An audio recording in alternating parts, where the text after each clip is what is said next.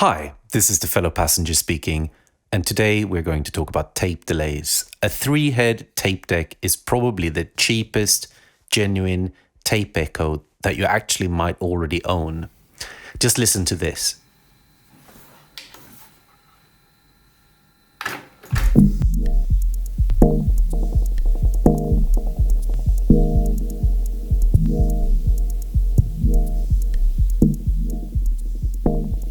No modifications are needed to the tape deck, and you can change its feedback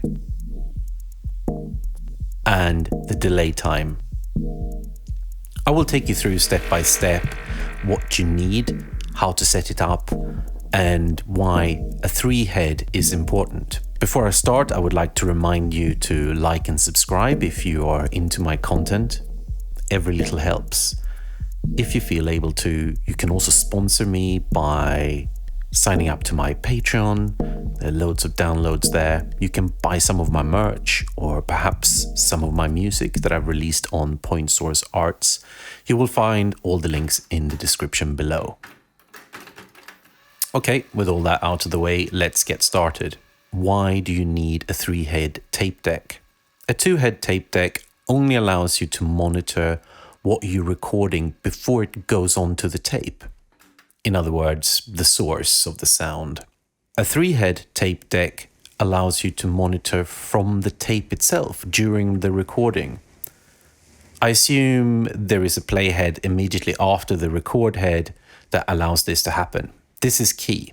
So how do you know if you have a 3-head tape deck? It will most likely say that at the front of the unit, and you should have some form of button or switch allowing you to choose what to monitor, whether that is the source or from the tape. We will need to be able to create a feedback loop where we send some stuff onto the tape and then we listen back to the recording from the tape straight away.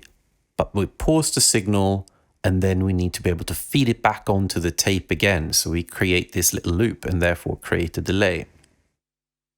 I'm going to use Ableton to do this, but I'm sure you would be able to do something similar in your DAW of choice, or even use hardware for that matter. It's just the concept that is really important here. So these are the things we need to do in Ableton. Set up a new return track. Make sure that your tape deck's inputs and outputs are connected to your audio interface. And then add an external audio effect. You will find it under Utilities in the audio effects section in Ableton.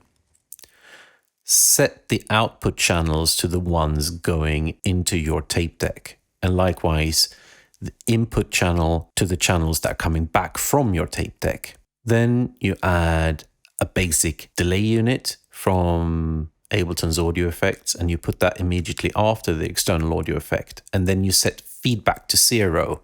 This is important because we just want to delay the audio signal. We don't want the delay plugin itself to create an echo effect. Now we will need a way to feed back whatever comes back from the tape. We will need to be able to feed that back onto the tape again. And we can do this by right-clicking on the send dial on the return effect, because they are by default disabled, so you can't feed back onto yourself, but right-click and choose to enable them. Now we can feed back the signal into the return channel itself. The external audio effect will then send it onto the tape. It will come back, we delay the signal, and then we send it back onto the tape again. That's it.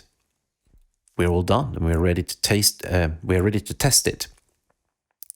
I have set up a very basic dub chord, just playing it, and it sounds like this, dry.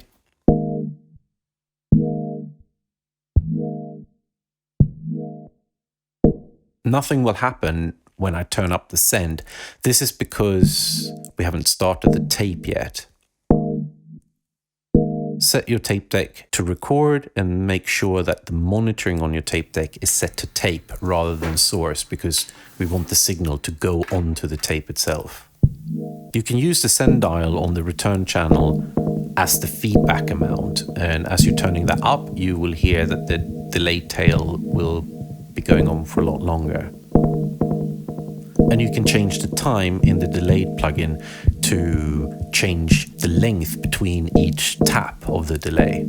So that's it. But a couple of things to note before we finish up. Make sure that you either have a tape that is long enough so you don't run out before you have ended your recording that you want to do, or get a looping tape. You may also need to adjust the inputs and outputs gain on the external audio effect. This may affect the amount of feedback too, but just play around with those things. I hope you enjoy this video, and remember to like and subscribe, and see you next time.